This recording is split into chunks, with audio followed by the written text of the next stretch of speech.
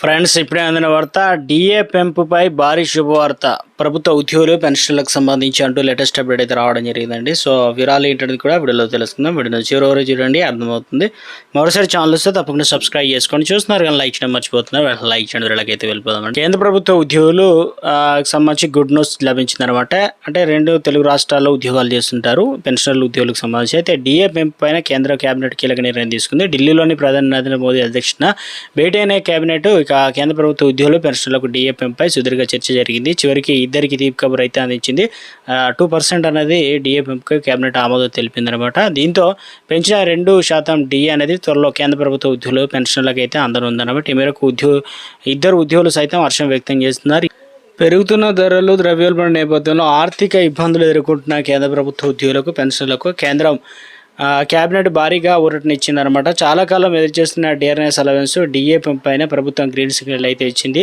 ఈ నిర్ణయం వల్ల సుమారు 50.46 లక్షల మంది ఉద్యోగులు, 68.27 లక్షల మంది పెన్షన్లు లబ్ధి పొందనున్నారు.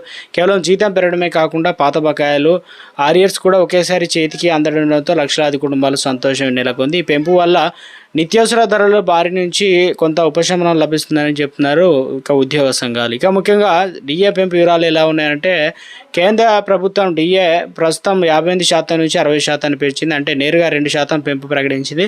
ఈ కొత్త రేట్లు జనవరి 1, 2026 నుంచి అమల్లోకి వస్తాయి. ప్రభుత్వం అంటే సాధారణంగా ఏడాదికి 2 సార్లు జనవరి లేదా జూలై ఏఐసిసి ఏదైతే గణాంకాల ఆధారంగా డిఏ అనేది సవరిస్తుందన్నమాట. పెరిగిన 2% డిఏ వల్ల జీతంలో వచ్చే మార్పులు ఏంటనే ఒకసారి ఉదాహరణగా అర్థం చేసుకునే ప్రయత్నం చేద్దాం. బేసిక్ శాలరీ అనేది 20,000 రూపాయలు కనుక ఉన్నట్లయితే పాత డిఏ 58% అనేది ఉంటే ఇప్పుడు 11,600, కొత్త డిఏ వచ్చేసి 60% అంటే 12,000 రూపాయలు అనేది అవుతుందన్నమాట. అంటే నెలవారీ పెరుగుదల వచ్చేసి 400 వరకు ఉంటుందన్నమాట.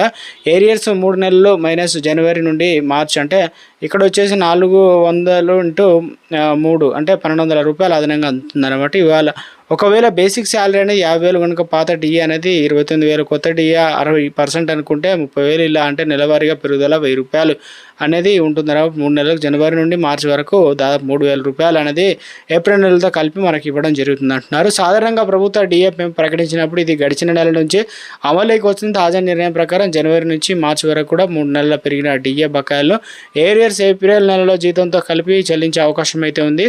అంటే వచ్చే నెలలో కేంద్ర ప్రభుత్వ ఉద్యోగులకు బ్యాంక్ ఖాతాల్లో భారీగా నగదు జమ కానుంది. ఈ పెంపు జీతానికి పరిమితం కాకుండా పెన్షన్లకు ఇచ్చే ఏరియర్స్ రిలీఫ్ డిఆర్ కూడా వర్తిస్తుంది. దీనివల్ల రిటైర్డ్ ఉద్యోగులకు కూడా ఆర్థికంగా కూడా అండగా లభించబోతుంది అన్నమాట.